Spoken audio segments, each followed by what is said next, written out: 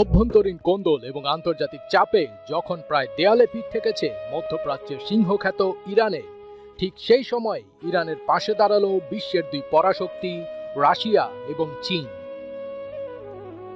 সরকার বিরোধী আন্দোলনে প্রায় 15 দিন ধরে উত্তাল ইরান, যা সামাল দিতে বেশ বেগ পেতে হচ্ছে খামেনি সরকারকে।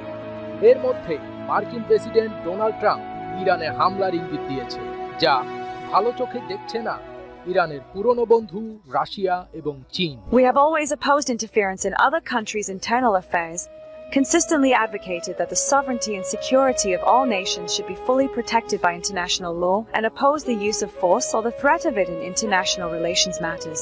ইরানে চলমান বিক্ষোভে দেশটিতে যুক্তরাষ্ট্রের সামরিক অভিযানের বিরোধিতা করে তেহরানের পাশে থাকার প্রতিশ্রুতি দিয়েছে চীন।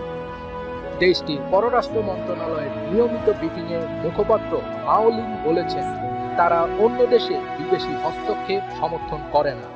তিনি জোর দিয়ে বলেন, বেইজিং সবসময় অন্য দেশের অভ্যন্তরীণ বিষয়ে হস্তক্ষেপ প্রত্যাখ্যান করে আসছে।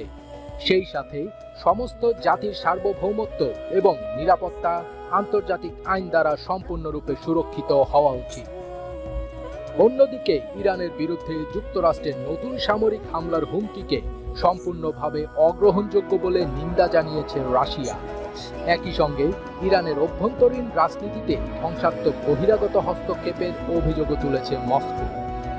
মঙ্গলবার 13 জানুয়ারি এক বিবৃতিতে রাশিয়ার পররাষ্ট্র মন্ত্রণালয় জানায়, ইরানে চলমান পরিস্থিতিকে অজুহাত হিসেবে ব্যবহার করে যারা আবারও দেশটির বিরুদ্ধে আগ্রাসনের পরিকল্পনা করছে, তাদের উচিত এর ভয়াবহ পরিণতি সম্পর্কে সচেতন থাকা।